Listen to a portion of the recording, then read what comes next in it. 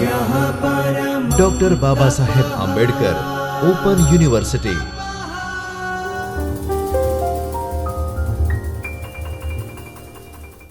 नमस्कार विद्यार्थी मित्रों, doctor Baba Saheb Ambedkar open university के चैतन्य स्टूडियो से मैं डॉक्टर आकृति चंद्रा, असिस्टेंट प्रोफेसर हिंदी, आप सभी का स्वागत करती हूँ।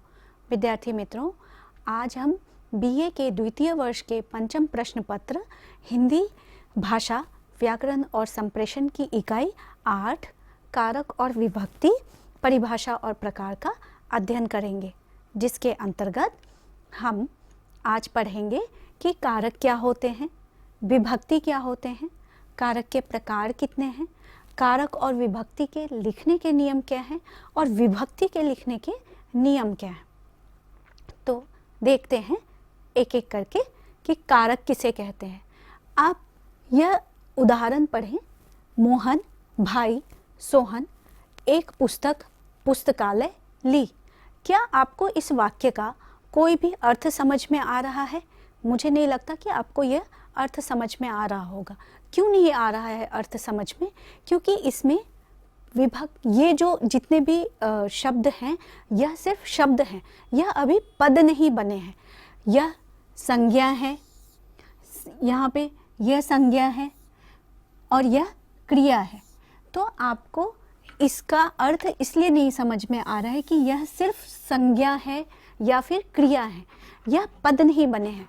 पद, कोई भी शब्द पद कब बनता है? जब वह वाक्य में प्रयुक्त होते हैं, और वाक्य में प्रयुक्त होने के बाद क्या होता है कि एक शब्द का दूसरे शब्द के साथ में एक संबंध बनता है, और जो संबंध बनता है उससे एक अर्थ निकलता है जिसे हम समझ पाते हैं।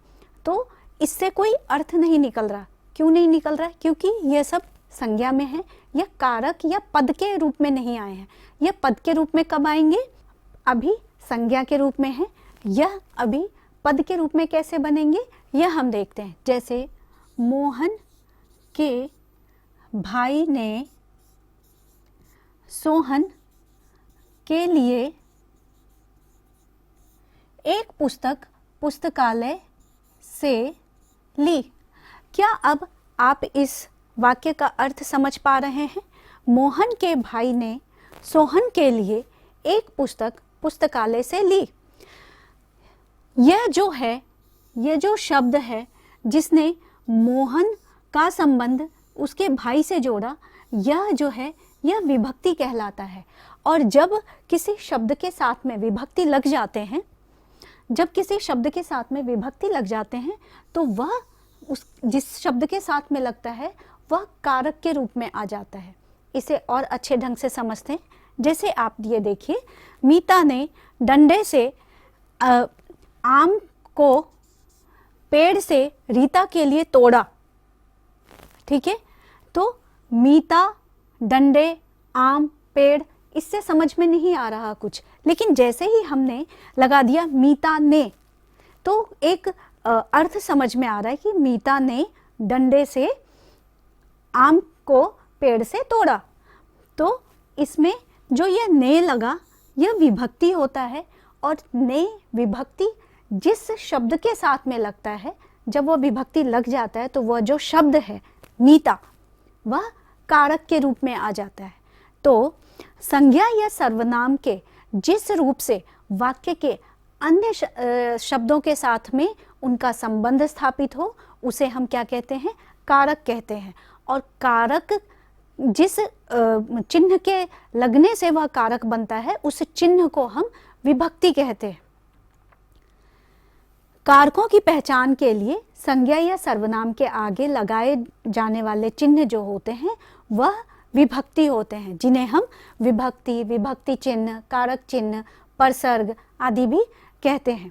अब देखते हैं कि कारक होते कितने हैं, कारक के प्रकार क्या हैं। तो मूल रूप से हिंदी में 8 कारक होते हैं। कौन कौन से? कर्ता, कर्म, करण, संप्रदान, आपादान, संबंध, अधिकरण और संबोधन। अब एक एक करके देखते हैं कि कारक कहते किसे हैं।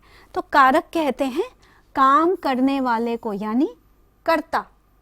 जो काम करता है उसे हम क्या कहते हैं? कर्ता कहते हैं। तो पहला कारक क्या है? कर्ता कारक, और उसका चिन्ह जो होता है, उसकी विभक्ति की चिन्ह जो होती है वह ने है। उसी तरीके से कर्म कारक, कर्म जिस पर क्रिया का प्रभाव पड़े, जिस पे क्रिया के फल का प्रभाव पड़े, वह कर्म कहलाता है। उसका विभक्ति चिन्ह क्या है? को। उसी तरीके से करण, करण कहते हैं साधन को। पिछली कक्षा में भी हमने पढ़ा था कि भाववाच्य को अगर कर्तृवाच्य में लिखना है, कर्मवाच्य और भाववाच्य को अगर कर्तृवाच्य में लिखना है तो उसमें हम से लगाएंगे। जैसे रोटी खाई जाती है, ठीक, तो यह कर्मवाच्य हुआ। अगर इसको हम कर्तृवाच्य में बनाते हैं तो लड़के के द्वारा रोटी खाई जाती है।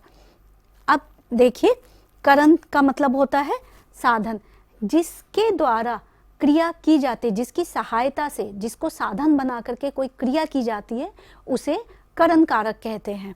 इसमें हमेशा ध्यान रखिएगा, से आएगा, द्वारा आएगा, के जरिए आएगा, ये सारे शब्द आते हैं। तो इसका विभक्ति चिन्ह क्या हो गया? से या द्वारा। अब है संप्रदान कारक। संप्रदान कहते हैं क्रिया किसके लिए की जा रही है, ठीक है, तो जिसके लिए क्रिया किया जाए वह संप्रदान कारक होते हैं। अब है आपादान। आपादान कारक होते हैं जब अलगाव की स्थिति उत्पन्न होती है तो उसमें हम आपादान कारक लगाते हैं।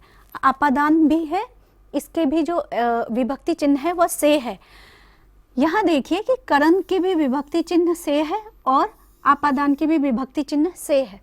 दूसरा, संप्रदान का भी विभक्ति चिन्ह को है और कर्म का भी विभक्ति चिन्ह को है।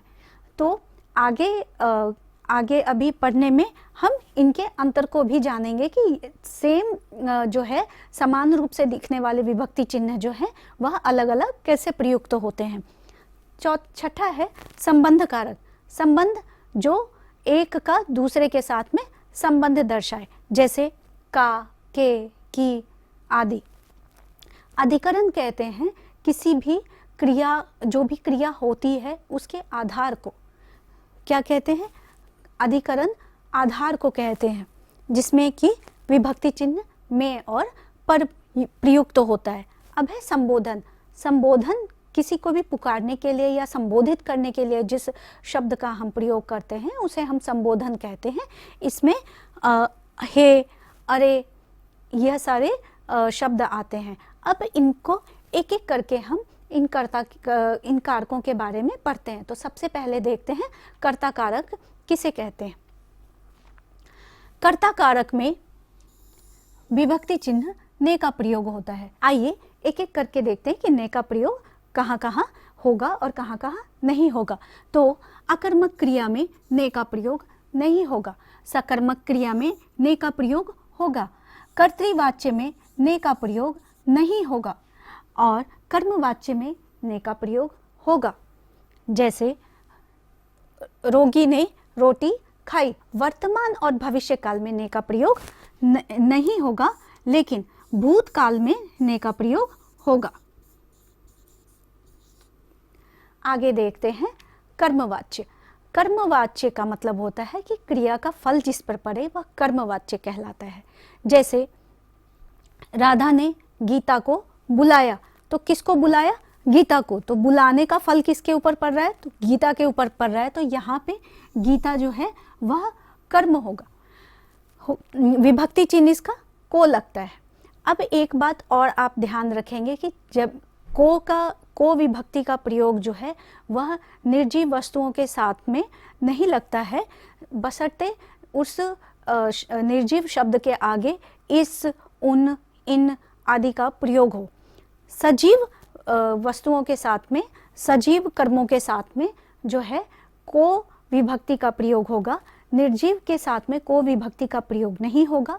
उसका प्रयोग तभी होगा जब हम उस निर्जीव कर्म के आगे इस, उन, उस आदि का प्रयोग करेंगे। जैसे रमेश ने रोटी खाई, तो यहाँ पे रमेश ने रोटी खाई लिख लिया, लेकिन अगर हम लिखेंगे यहाँ पे हमने रमेश ने रोटी को खाई लिखेंगे अगर, तो वह गलत वाक्य हो जाएगा। रमेश ने इस रोटी को बनाया, यहाँ पे इस लगा हुआ है, इसलिए यह निर्जीव वस्तु के साथ में को का हमने प्रयोग किया है और यहाँ पे को का प्रयोग नहीं हुआ है। ठीक है, आगे देखिए, करण कारक। करण कारक किसे कहते हैं? करण का मतलब जैसे हमने पहले ही बता दिया है कि करण कारक जो हैं वह साधन के रूप में प्रयुक्त होते हैं, तो क्रिया के होने में जो सहायक होते हैं उन्हें हम करण कहते हैं। जैसे वह चम्मच से खाना खाता है, तो यहाँ पे चम्मच जो है वह साधन है, इसलिए वह करण कारक होगा और उसकी विभक्ति चिन्ह से होगी। आगे देखते हैं संप्रदान कारक। तो संप्रदान कारक में को, के लिए आदि का प्रयोग होता है और संप्रदान किसके लिए होता है? जिसके लिए कार्य किया जाए। जैसे मीरा ने अपने भाई के लिए पुस्तक खरीदी, तो मीरा ने क्या किया? अपने भाई के लिए, तो किसके लिए कार्य हो रहा है? भाई के लिए कार्य हो रहा है, तो यह संप्रदान कारक हो जाएगा और उसका विभक्ति चिन्ह क्या होगा? के लिए। मीरा ने बच्चों को पढ़ते देखा, तो किसको पढ़ते देखा? बच्चों को, तो ये संप्रदान कारक हो गया। तो और उसकी विभक्ति चिन्ह, आइए अब देखते हैं कि कर्म और संप्रदान की विभक्ति को में क्या अंतर है।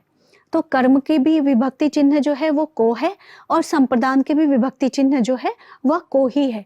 तो अगर को की जगह पे आप किसी भी वाक्य में आप कैसे पहचानेंगे कि यह जो को लगा है वह संप्रदान का है या कर्म कारक का है? तो उसके लिए क्या करेंगे कि को के स्थान पे के लिए का प्रयोग करेंगे। अगर वह वाक्य सुसंगत हुआ तो वह संप्रदान का होगा और अगर सुसंगत नहीं हुआ तो वह कर्म कारक का होगा। जैसे मोहन सोहन को रुपए देता है, अब यहाँ पे को की जगह पे आप के लिए प्रयोग करें, मोहन सोहन के लिए रुपए देता है, तो यह वाक्य जो है वह सुसंगत दिख रहा है आपको, तो यह जो है वह संप्रदान का होगा। ठीक है, अब दूसरे वाक्य में देखते हैं, राधा ने गीता को बुलाया। ठीक है, राधा ने गीता को बुलाया, यह कर्म कारक का वाक्य है। अब देखिए यहाँ पे को की जगह हम के लिए का प्रयोग करते हैं, राधा ने गीता के लिए बुलाया, तो यह वाक्य का अर्थ ही बदल जाता है, इसलिए यह सुसंगत नहीं है और यहाँ पे कर्म कारक होगा। आगे देखते हैं कि आपादान कारक क्या होते हैं। तो आपादान कारक क्रिया का कहीं से अलगाव और बिछड़ने का अर्थ देती है। जैसे हिमालय से गंगा निकलती है, पेड़ से पत्ते गिरते हैं। अब देखिए, जैसे संप्रदान और कर्म कारक की विभक्ति चिन्ह एक ही थी, वह थी को, उसी तरीके से करण कारक और आपादान कारक की विभक्ति चिन्ह है से, जो कि दोनों ही समान दिखते हैं लेकिन दोनों में अंतर होता है। अब उस अंतर को हम कैसे पहचानेंगे? तो अगर कोई भी वाक्य है, जैसे पेड़ से पत्ते गिरते हैं, तो यहाँ अगर आप से इसमें प्रश्न पूछें कहाँ से, अगर वह प्रश्न कहाँ से का उत्तर दे रहा है तो वह आपादान होगा, और अगर वह प्रश्न किस से का उत्तर दे रहा है तो वह क्या होगा? वह करण कारक होगा। जैसे आप देखें, कहाँ से, राधा कलम से लिखती है, तो किससे लिखती है? कलम से लिखती है, तो यहाँ पे कौन सा होगा? करण कारक होगा, क्योंकि करण का मतलब क्या होता है? साधन। वह किससे लिखती है? तो कलम से लिखती है। वह किससे जाता है? तो साइकिल से जाता है, तो वहां पे साधन है, तो वह क्या होगा? करण कारक होगा। लेकिन वह स्कूल से घर आती है, तो क्या लिखेंगे? किससे आती है नहीं लिखेंगे, कहाँ से आती है। तो कहाँ से आती है में स्कूल से आती है, तो स्कूल से घर आ रही है, एक तो अलगाव भी है और कहाँ से का भी प्रश्न का उत्तर हमें मिल रहा है, तो वह आपादान कारक होगा। आगे देखते हैं संबंध कारक। संबंध कारक में आपको पता ही है कि एक शब्द का दूसरे शब्द से, एक संज्ञा का, एक सर्वनाम का दूसरे शब्द से आपको संबंध बताते हैं, वह जो है वह संबंध कारक होते हैं। कुछ संबंध कारक ऐसे होते हैं जो विभक्ति चिन्ह लगे हुए के साथ लिखे जाते हैं, लेकिन कुछ सर्वनाम कुछ जो संबंध कारक जब हम लिखते हैं तो उसमें सर्वनाम का जो रूप है वह बदल जाता है। कुछ सर्वनाम जो होते हैं विभक्ति चिन्ह के साथ ही लिखे जाते हैं, जैसे उसका, ठीक है, यहाँ पे का लगा हुआ है, लेकिन मेरा में विभक्ति चिन्ह नहीं लगा हुआ है। यहाँ पे सर्वनाम जो है वह अपने रूप परिवर्तन के साथ में लिख दिया जाता है बस। अब देखते हैं कि अधिकरण कारक क्या होते हैं। अधिकरण कारक का जैसे बताया था कि अधिकरण का मतलब होता है आधार, पर और में लगा हो वहां पे अधिकरण कारक होते हैं। जैसे खेत में फसल लहलहा रहे हैं तो कहाँ में है, तो आधार कहाँ है, फसल लहलाने का आधार कहाँ है, तो खेत में है, ठीक है। कभी कभी क्या होता है कि विभक्ति का लोप दिखता है अधिकरण कारक में, कभी कभी विभक्ति नहीं लगी होती है लेकिन वह होता अधिकरण कारक है। जैसे वह घर घर खिलौने बेचती है, तो वह घर घर में जाकर खिलौने बेचती है, तो में यहाँ पे छिपा हुआ है, वह घर घर जाकर के खिलौने बेचती है, तो यहाँ पे में भी विभक्ति जो है वह विलुप्त है, लोप हुआ है यहाँ पे। तो और कुछ अधिकरण शब्द जो होते हैं वह स्वयं सप्रत्यय अधिकरण होते हैं, जैसे किनारे, आसरे, मैं तुम्हारे आसरे पर यहाँ आया हूँ, तो अगर आप तुम्हारे आसरे यहाँ आया हूँ यह बोलेंगे तो भी यह सही होगा। यहाँ पे पर जो है वह लोप हुआ रहता है।